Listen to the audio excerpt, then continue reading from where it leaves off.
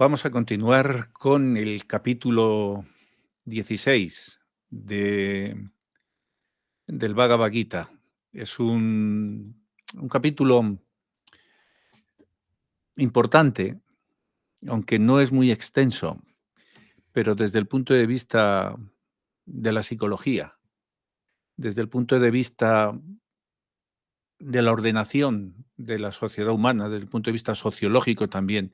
Este capítulo da pistas muy interesantes, ¿no?, acerca del hombre, de su forma de ser y de no ser en este mundo.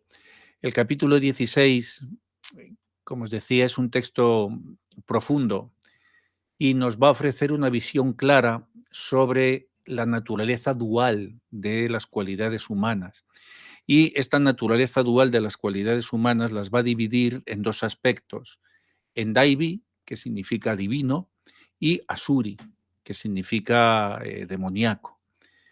Pero estamos hablando de cualidades, Daivi y Asuri. Y Krishna va a explicarle estas cualidades a Arjuna y estableciendo un marco para comprender la conducta que conduce a la humanidad, que conduce a un hombre a la liberación o al repetido ciclo de nacimientos y muertes. Lo constituye en este capítulo 24 versos que son intensos y a los que debemos de prestar una atención especial. En el capítulo comienza describiendo Daivi, las cualidades divinas, ¿no? Y comienza con una enumeración de estas cualidades, las va desglosando y dice Krishna, ¿no?, que estas son cualidades que deben ser cultivadas. Y entre algunas de ellas, porque es un listado largo el que da, Krishna nos va a referir, por ejemplo, la ausencia de miedo, abhaya, la ausencia de miedo, ¿no? Dice que un devoto, alguien que quiere profundizar en la vida espiritual, tiene que dejar de vivir con miedo, porque cuando uno vive con miedo, ¿no?, cuando uno está atemorizado, significa que no cree o que de alguna forma no ha llegado a realizar todavía que todo está bajo el control de la suprema personalidad de Dios y que nada puede en verdad herirte, nada puede destruirte, ¿no? Y uno tiene que tener esa confianza en el Señor, ¿no? Y cuando se dice también en la Biblia, ¿no?, aunque atraviese el valle de las sombras de la muerte, nada temeré. Esa es la actitud de un devoto. Y dice la ausencia de miedo y la pureza de corazón. Y esto refleja una conciencia clara y una vida moralmente intachable. Quien vive en esta ausencia de miedo y tiene pureza en el corazón puede conseguir esta conciencia clara, que es lo que se necesita para poder vivir.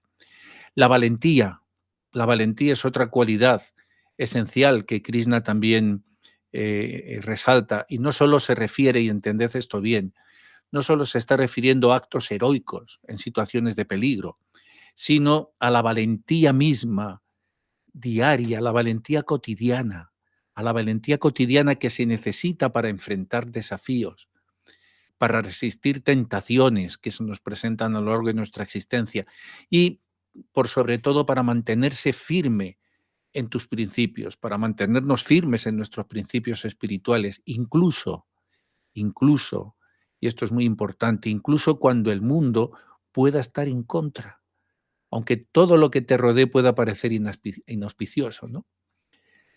Otra de las cualidades que va a resaltar también es la perseverancia espiritual, la perseverancia en la espiritualidad, ¿no? Y esta perseverancia lo que no hace sino implicar un compromiso continuo en la práctica espiritual, ¿no? Has de tomar tu práctica espiritual, sea cual fuere, pero tiene que ser una constante en tu vida. También va a destacar la generosidad, por ejemplo, y el control de los deseos, que es muy importante, porque estas cualidades él las va a destacar como esenciales también para el desarrollo espiritual. Muy importante la compasión hacia todos los seres vivos, la verdad, la paciencia y la firmeza.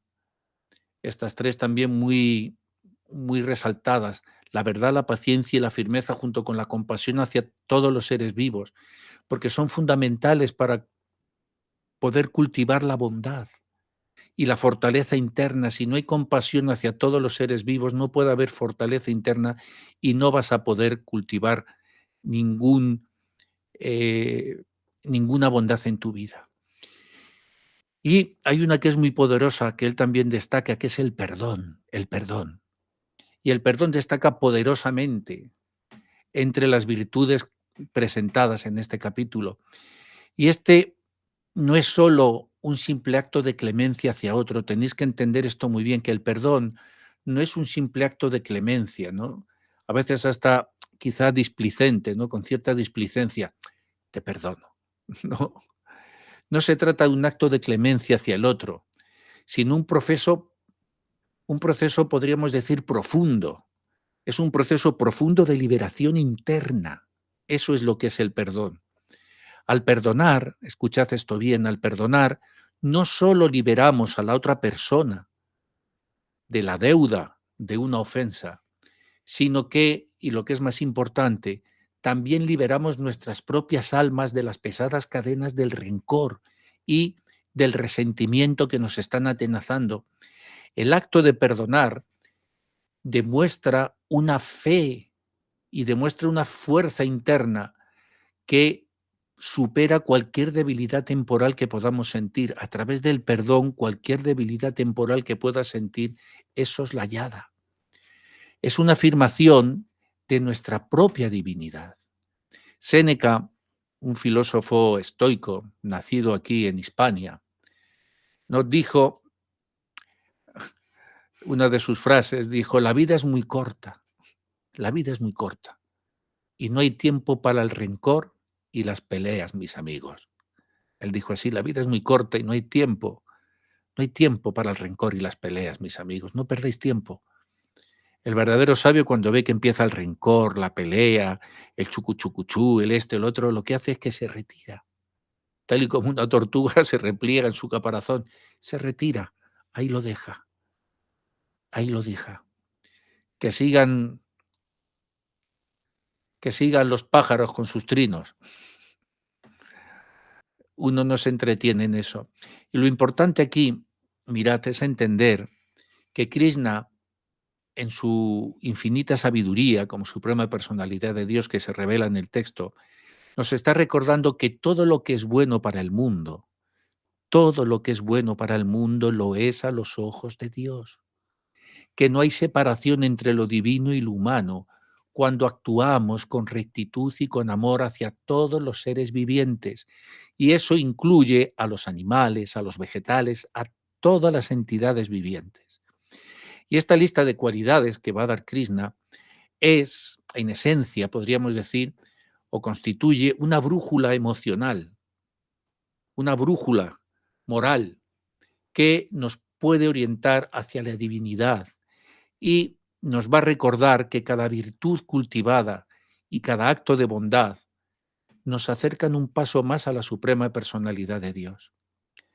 Luego va a hablar de las cualidades demoníacas, Asuri, y por contraste, obviamente, a las cualidades divinas, pues las cualidades demoníacas van a conducir al individuo por un camino de degradación y sufrimiento. Y estas incluyen, entre otras, él va a destacar la hipocresía, el orgullo, la arrogancia y la ira, ¿no? Y se presentan en primer término como los grandes impedimentos para el crecimiento espiritual. Después también va a hablar de la ignorancia. Y creedme que la ignorancia de las cualidades espirituales, la ignorancia es la raíz, el sustrato de las cualidades demoníacas. No hay nadie más ignorante que una persona con cualidades demoníacas, porque lleva a la persona a vivir en la ilusión. La ignorancia te lleva indefectiblemente a vivir en la ilusión y a cometer actos que incrementan tu sufrimiento. Y lo que es aún más preocupante de la ignorancia que se menciona en el texto es que no se trata solo, entended esto muy bien, mis queridas y sensuales criaturas, no se trata solo de una ausencia de conocimiento, ¿no? De erudición, de no conocimiento libresco, no. No se trata de la ausencia, de la falta de un determinado tipo de conocimiento. Es aún más grave. Se trata de la incapacidad para distinguir entre lo que es adecuado e inadecuado, entre lo que es bueno y lo que es malo. Krishna, Arjuna, cuando se rinde a Krishna, dice: "Ahora soy un alma entregada a ti, estoy confundido, no sé lo que debo hacer, no sé lo que es bueno y lo que no", pero él es inteligente y dice: "Por favor, instrúyeme". Entonces él se rinde a un alma, se rinde a un maestro espiritual para que le instruya.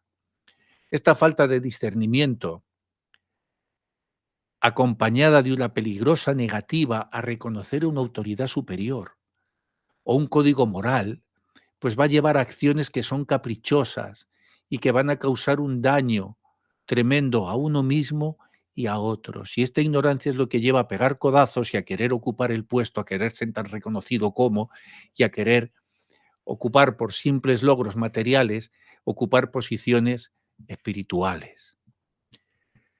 De entre los distintos versos que componen este capítulo, normalmente las introducciones, prefiero, os hablo en tono más abierto sobre el capítulo, porque luego tenéis en los comentarios del libro Entendiendo el Bhagavad Gita, una enseñanza universal, tenéis una explicación más detallada. Pero me voy a detener en 2 o 3 versos que son importantes. Mirad, en el verso 9, Krishna dice algo muy importante, algo que os tiene que hacer meditar sobre qué es lo que está pasando ahora en el mundo y qué es lo que ha pasado en el mundo en el pasado. Krishna dice, refiriéndose a la gente con mentalidad demoníaca, dice en el verso 9: "Con este tipo de mentalidad, la gente demoníaca, que tiene muy poca inteligencia, la gente demoníaca tiene muy poca inteligencia, aunque tengan títulos universitarios". Entonces, Krishna dice: "Con este tipo de mentalidad, la gente demoníaca con muy poca inteligencia y un temperamento violento, viven solamente, fijaos, para destruir el mundo. Viven solamente para crear condiciones para destruir el mundo". Ahora podéis ver todos estos líderes que se han levantado, que invaden otros países, que hacen estas cosas. Es ese tipo de gente, gente de gente demoníaca. Y Krishna te dice que ellos viven solamente para destruir el mundo. Y en este verso nos asomamos a las consecuencias terribles de una mentalidad que no reconoce ningún propósito trascendental, ningún propósito divino en la vida, porque alguien que reconoce que la vida tiene un propósito trascendental y divino no puede actuar así en ninguna forma. Y el contenido de este verso se enfoca precisamente en la naturaleza de aquellos que son descritos como demoníacos en el capítulo y cómo su mentalidad y cómo su perspectiva van a impactar el mundo en el que viven. Y cuando se dice que tienen muy poca inteligencia, como os decía, no se están refiriendo necesariamente a la capacidad intelectual de las habilidades académicas o del conocimiento libresco que uno pueda acumular. Más bien lo que hace es referirse a la falta de sabiduría, porque la sabiduría es una cosa y el conocimiento es otra muy distinta. Se puede ser sabio sin tener un conocimiento intelectual y se puede ser un gran sabio.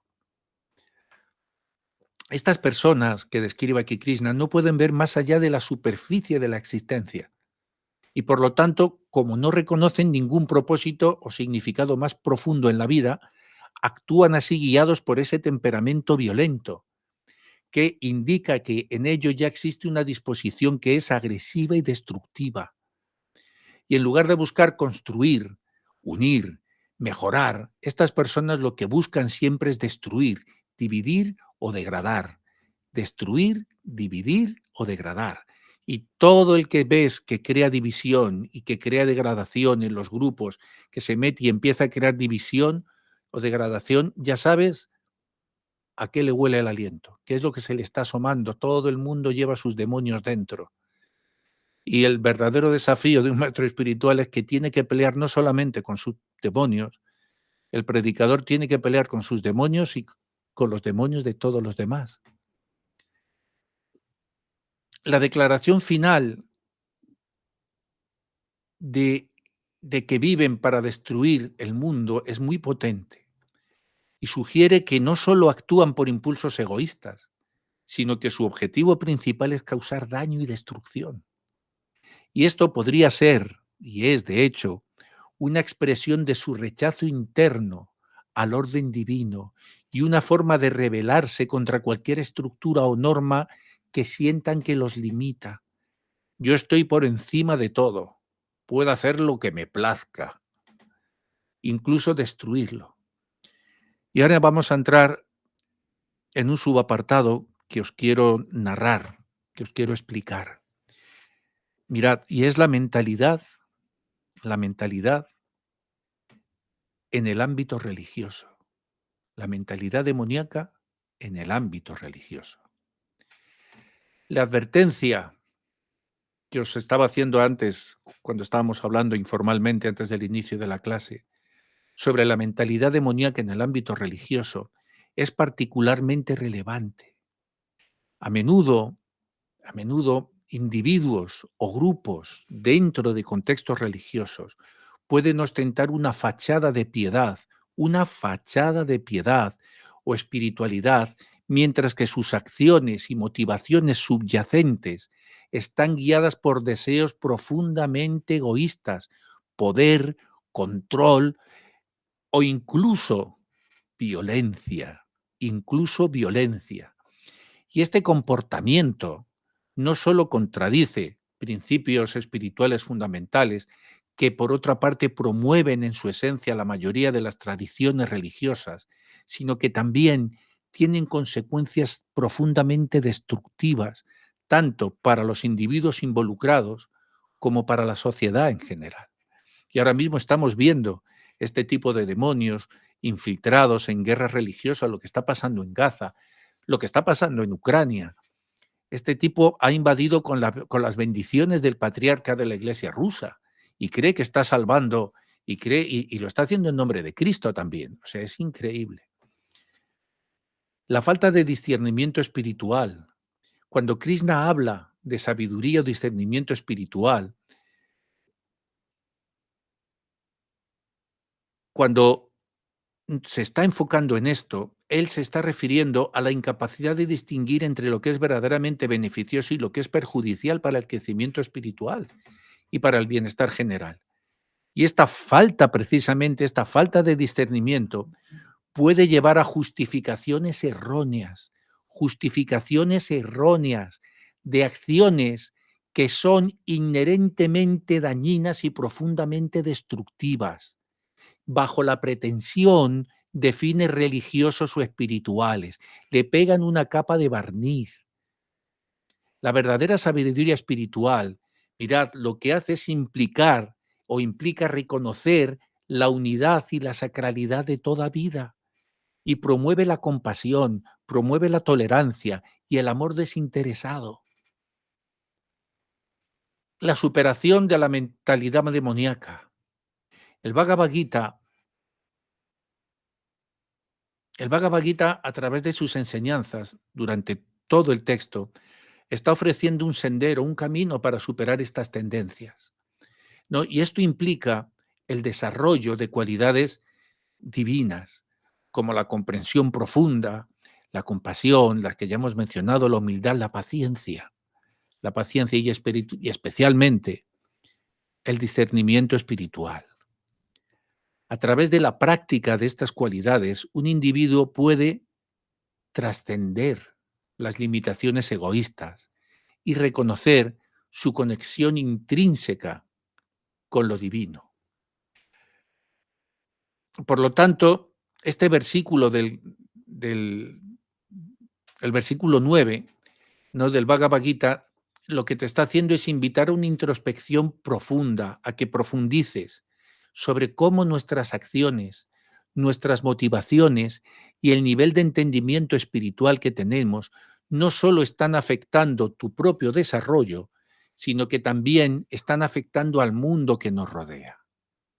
Entonces, no te subas a un pony que no estás capacitado para dirigir, porque te vas a convertir, como dice Jesús en el Evangelio, en ciegos, guías de ciegos. Y este verso también nos destaca la importancia de cultivar una comprensión espiritual que sea genuina, genuina, no fingida, genuina y profunda, y que trascienda el conocimiento superficial y libresco, y que se manifieste en verdaderas acciones que promueven el bienestar y la armonía. En el ámbito religioso, esto es un potente llamado a que vivas conforme a los principios espirituales más elevados y tratando de promover siempre una existencia que refleje verdaderamente los valores divinos, los valores de amor, de compasión y sobre todo de unidad. Cuando la mentalidad demoníaca, cuando los demonios del ego de las personas surgen, se acaba la unidad, se acaba la unidad. Viene la división, viene la división y la lucha soslayada y el querer ejercer el poder entre bambalinas, ¿no? Y luego mucha de esta gente busca a uno que haga de marioneta o se ponga ahí, pero yo quiero ser el que desde atrás esté dirigiendo los hilos. Cuidado, peligro, peligro, peligro. Una mentalidad y perspectiva que debemos de cultivar y que reconozca y que respete la naturaleza divina y trascendental del maravilloso y prodigioso milagro de la existencia. El verso es un llamado a la reflexión y al autoexamen. Mira tus demonios. Para así poder asegurarnos de que nuestras acciones y actitudes se encuentren justamente alineadas con principios mucho más elevados y más beneficiosos. Luego tenemos el verso 10. Ya hemos dicho en el 9 que esta gente se dedica a cosas para destruir el mundo. Y el verso 10 dice lo siguiente. Dice, actuando con una lujuria insaciable, ¿no? Con una lujuria insaciable, arrogantes. Dice, las personas jactanciosas y autoafirmativas se dedican a actividades atroces debido a su desconcierto. Se sienten atraídas por su desconcierto hacia los objetos transitorios. Actúan con una lujuria insaciable, arrogantes, ¿no? Arrogantes, ¿no? Y dice, las personas jactanciosas se dedican a actividades atroces y justamente debido a su desconcierto se sienten atraídas por toda esta opulencia. ¿Veis estos grandes dictadores, esta grande gente, todo quiere tener esta opulencia, estos palacios, estas cosas, ¿no? Los individuos que están impulsados por ese deseo insaciable, ¿no? Y por esa arrogancia, quienes debido a su confusión y a su falta de comprensión espiritual se sienten atraídos hacia lo que es efímero y transitorio, son rehenes de sus demonios. Dice aquí Krishna la lujuria insaciable. Mirad, la lujuria, yo lo expliqué muchas veces, no se limita únicamente al deseo sexual. Todo el mundo piensa lujuria, el deseo sexual. Nada más lejos. Sí, la lujuria está, el deseo sexual también forma parte, ¿no?, de la atracción, pero la lujuria se refiere a cualquier deseo intenso y sin control que busca una gratificación inmediata. Esta intensidad que se vuelve incontrolable, ¿no? Puede ser por poder, por riqueza, por reconocimiento, ¿no? O cualquier otra forma de gratificación material, tanto burda como sutil. La arrogancia, ¿no? Y el ser jactancioso y autoafirmativos, ¿no? Pues esto es indicativo, obviamente, de un ego infladísimo. Estas personas creen que son el centro del universo, ¿no? Y esperan además que los demás las traten como tales. Y esta arrogancia proviene de una falsa percepción de superioridad, ¿no? Donde uno se siente más valioso o más importante que los demás, ¿no? Como cuando Alejandro Magno eh, se le, cuando Alejandro Magno se personó ante Diógenes, a la entrada de Tebas, ¿no? Y le dijo: "Soy Alejandro Magno, señor de Macedonia, conquistador de ta, ta, ta", porque había oído hablar de él, de Diógenes, ¿no? Y le soltó toda su retahíla. Y le dijo a Diógenes: "Pídeme lo que quieras". Y Diógenes le miró así, le dijo: "Vale, pues apártate que me estás tapando el sol. Con todo lo importante que eres, pues hazte a un lado, porque me estás tapando el sol". Luego también dice que se van a dedicar a actividades atroces y sugiere que estos individuos, impulsados por sus deseos y por su ego, obviamente terminan por involucrarse en acciones moralmente reprobables para conseguir lo que quieren. Esto lo podéis ver a nivel más grande, los gobernantes que tenemos, y lo podéis ver a niveles más pequeños, en los jefecillos de vuestros trabajos, en que también son este tipo de personas, pero en miniatura, ¿no? Son mini dictadores, ¿no? Y podéis ver cómo su falta de discernimiento moral y espiritual les permite justificar cualquier acción que cometan, ¿no? Sin importar cuán perjudiciales o dañinas sean para otros, para el compañero de trabajo, para el amigo, incluso para el hermano espiritual o para el mismo gurú. El desconcierto del que habla el verso. Mirad, el desconcierto que menciona al final del verso te indica una falta de claridad y de comprensión, ¿no? Y estas personas no pueden ver más allá de sus propias necesidades y deseos, y por lo tanto se sienten atraídos hacia objetos transitorios y tienen una compulsión por disfrutar de las cosas, por beberse el paisaje, por disfrutar de todo, deprisa, comer deprisa, ¿no? Y están atrapados en este ciclo del deseo, la gratificación y el eventual sufrimiento cuando esta gratificación se desvanece o no se satisface. Y esta insatisfacción permanente y perenne la están continuamente proyectando.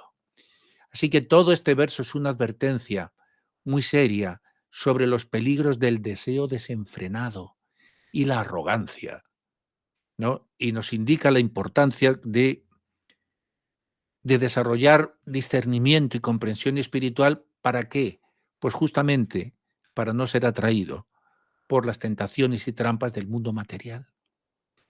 Y este verso es un llamado eterno y trascendental para que busques estas cualidades y no aquello que es efímero y transitorio. Y luego Krishna también nos va a hablar de algo muy importante, la elección entre las dos naturalezas. La elección entre las dos naturalezas. Todo este capítulo 16, fundamentalmente, mirad, es un llamado a la autorreflexión consciente entre un modo de vida que promueve la elevación espiritual o el declive. La elevación espiritual o el declive. Y Krishna enfatiza la importancia que tiene reconocer y superar las tendencias negativas, optando, por el contrario, por un cambio de y rectitud, virtud y rectitud. Y la elección correcta, mirad, la elección correcta solo puede venir del reconocimiento de las tendencias negativas del hombre. Grabaros esto, la elección correcta solo puede venir de la mano del reconocimiento de las tendencias negativas del hombre. Y en verdad creo que la única elección al alcance del hombre consiste principalmente en elegir qué tipo de hombre voy a ser por encima de las circunstancias. ¿Qué tipo de hombre voy a ser por encima de mis circunstancias? Elevarse por encima del mal aparente del mundo. Eso es algo prodigioso. Tal y como Víctor Frank nos mostró narrando su experiencia atroz en un campo de concentración nazi. Y esta experiencia de Víctor Frank resuena profundamente con los principios fundamentales del humanismo y de la espiritualidad que trasciende contextos culturales, religiosos, específicos de una época o de una era. Mirad, la idea de que la verdadera elección reside en decidir qué tipo de persona queremos ser, que es lo que Krishna te está poniendo aquí delante. ¿Qué tipo de persona queremos ser independientemente de nuestras circunstancias? Es un tema poderoso y universal. Y mirad, y esta perspectiva se ve magníficamente ilustrada en una obra de la que yo os he hablado, en la obra de Víctor Frank.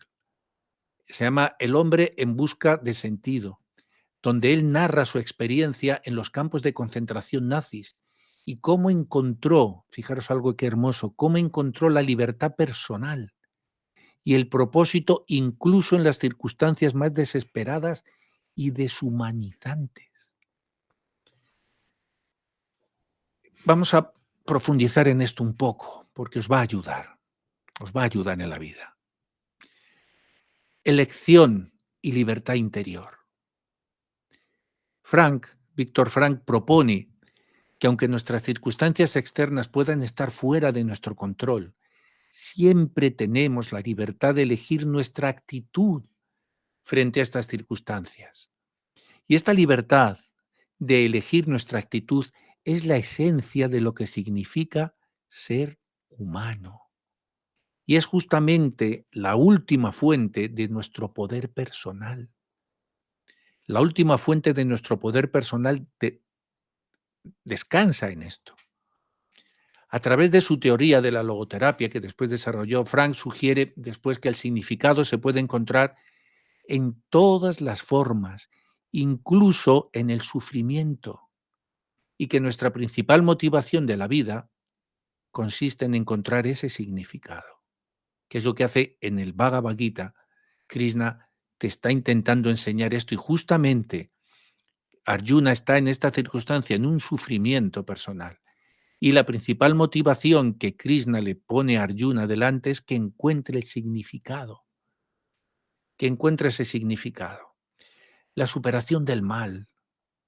Mirad, la idea de elevarse por encima del mal aparente del mundo, como lo demostró Víctor Frank, es absolutamente paralela a las enseñanzas del Bhagavad Gita sobre trascender las cualidades demoníacas y cultivar las cualidades divinas. Y ambos enfoques enfatizan la importancia del discernimiento, de la resiliencia, que esto también es muy importante, la resiliencia espiritual y la búsqueda de un propósito más profundo, más allá de las aflicciones materiales y, y emocionales. El Gita, al igual que Frank, sugiere que la adversidad puede ser una oportunidad para el crecimiento espiritual y para la afirmación de la libertad interior. El reconocimiento y la superación de las tendencias negativas son fundamentales para este proceso. Y en el contexto del Bhagavad Gita, este reconocimiento implica discernir entre las cualidades Daivi, divinas, y Asuri, demoníacas, que están dentro de nosotros, dentro de nosotros, dentro de nosotros. Y elegir conscientemente el camino que conduce a la liberación y al bienestar último. La elección del ser, la elección del ser. La elección de qué tipo de persona seremos es, por tanto, una manifestación de nuestra libertad espiritual más profunda. Y esta elección de qué tipo de persona quiero ser no solo va a definir nuestro carácter y nuestro destino, sino que también va a impactar en aquellos que nos rodean y va a impactar en el mundo en general. Al elegir el bien, al elegir la compasión, el amor y la búsqueda del significado, nos elevamos por encima de las limitaciones que nos han sido impuestas por las circunstancias externas y contribuimos a la creación de un mundo más humano, de un mundo más compasivo, en última instancia. Por lo tanto, la enseñanza que nos dejan tanto el Bhagavad Gita, Krishna aquí, como Víctor Frank, al que os he traído porque viene muy bien a colación con estas dos mentalidades divinas y demoníacas, Frank, rodeado de demonios, desarrolló sus cualidades divinas y le permitieron, tal como el aceite, quedar por encima Estuvo allí, pero no tuvo un contacto íntimo espiritual. El aceite y el agua se repelen, aunque tú los veas flotando, pero en verdad lo que pasa es que los átomos no llegan a tocarse. El agua y el aceite no llegan a juntarse. Hay esta interfase. Y él con sus cualidades divinas estuvo allí, pero no se impregnó de ese lugar. Por lo tanto, esta enseñanza que nos deja el Bhagavad Gita y que yo os he ejemplificado con Víctor Frank, la enseñanza en última instancia es que la libertad más grande y la elección más profunda que tenemos es cómo vamos a responder a las pruebas de la vida. ¿Cómo vamos a responder a las pruebas de la vida? Y esta elección sobre qué tipo de persona decidimos ser es fundamental para nuestra existencia y es la esencia de nuestra humanidad. Perdemos nuestra humanidad cuando dejamos de pensar en qué tipo de persona me he convertido y he dejado de tener un modelo referencial de en qué tipo de persona me gustaría llegar a ser. Un tipo referencial elevado, obviamente. Al enfrentarnos al mal, mirad, al enfrentarnos al sufrimiento, a la adversidad, al dolor, a la enfermedad, la elección de buscar el significado, cultivar la virtud y, pese a todo, mantener una actitud positiva, puede transformar profundamente nuestro ser. Y no solamente nuestro ser, sino también el mundo que nos rodea. Por lo tanto, para concluir, como cloenda, ¿no?, de este capítulo 16, recordad que Krishna está subrayando la responsabilidad personal en el desarrollo espiritual y está destacando que el progreso en este camino depende de las elecciones individuales, que la enseñanza central es que a través del cultivo de las cualidades divinas y el rechazo de las tendencias demoníacas, el individuo puede alcanzar el estado supremo de liberación, de moksha, y por lo tanto va a poder liberarse de este ciclo de nacimiento y muerte en el que la reiterada atracción de los sentidos por los objetos de los sentidos y esta falsa identificación temporal y transitoria te obligan una y otra vez a subir al escenario, a adoptar un nuevo papel en una comedia inacabable. La vida es una gran comedia inacabable. Un acto tras otro, nunca cae el telón, nunca termina de caer el telón, a no ser que te escapes del teatro. Márchate del teatro y vea la realidad espiritual. Krishna finaliza el capítulo animando a Arjuna a que trascienda estas cualidades. Mediante la dedicación, él dice, desinteresada a lo divino. Y Krishna enfatiza que la verdadera victoria, esto es muy bonito, mirad, Krishna enfatiza que la verdadera victoria se logra al superar las debilidades internas y se logra también al alinear, al poder alinear la vida con los principios espirituales y universales. Este capítulo, como muchos otros que ya que os he comentado en estas introducciones y que tenéis ampliado en el libro, este capítulo, mirad, va más allá de una simple instrucción religiosa o espiritual. Va más allá porque nos está ofreciendo una guía que es práctica para vivir una vida equilibrada y ética. Eso es lo que nos ofrecen las escrituras, una guía práctica para vivir una vida equilibrada y ética, con un enfoque en la importancia de la autodisciplina, de la moralidad y de la espiritualidad como fundamentos y como cimientos para la realización personal y para la liberación.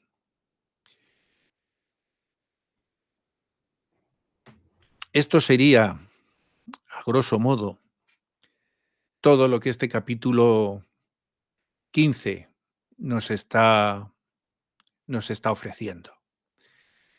La próxima semana abordaremos el penúltimo capítulo, el 17. La semana pasada creo que os decía que cómo se pasa el tiempo, ¿verdad? Por eso no hay que perderlo, es tan valioso porque el tiempo se escapa entre nuestras manos como la arena de la playa.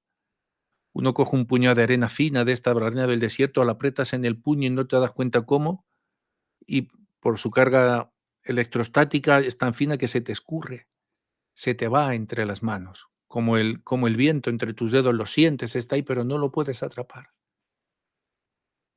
La vida la sentimos a través de su caricia vital en nuestro ánimo, pero no la podemos atrapar. Comenzamos a principio del verano, ya por el mes de mayo, finales de abril, cuando hice el intento, ¿no?, para actualizar con todos los apuntes que tenía y sacar por fin el libro, por la instrucción de nuestro amado maestro espiritual, ¿no?, y poder llevarlo a cabo. Y ya está el libro, está todo, y comenzamos diciendo, ahora hay que dar 18, os voy a dar 18 clases, ¿no?, que son 18 semanas. Pues prácticamente ya pasaron las 18 semanas, 18 años, 1800 vidas. Subíos al tren de la eternidad. Dejad el equipaje de las malas cualidades que nos ha revelado Krishna en este capítulo, deshaceos de esas malas cualidades. Y entonces veréis cómo vuestra alma, igual que el globo aerostático, ¿no?, cuando suelta el lastre, se eleva solo. No hay que hacer un esfuerzo, no hay que atraer, hay que quitar. La comprensión espiritual es sencilla.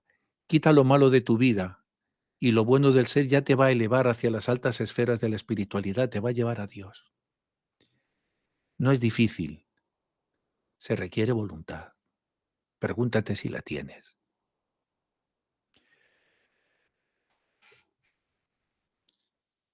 Y si tenéis ahora alguna pregunta, algún comentario adicional que queráis hacer,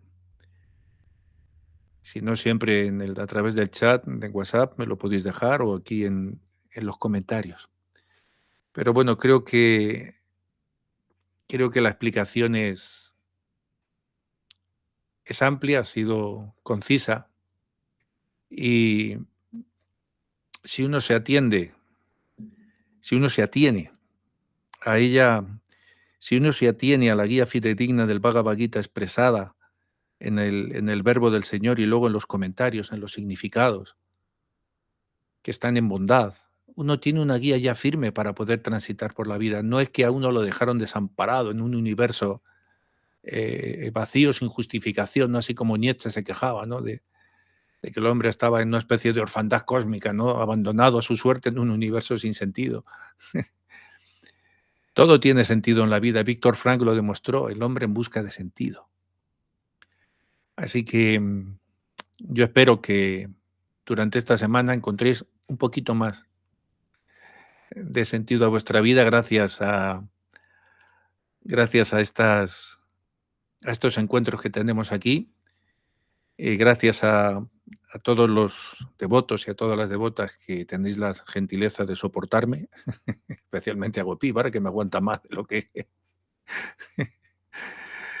de lo que debiera el pobre, pero bueno, le cayó ese mal karma y nada.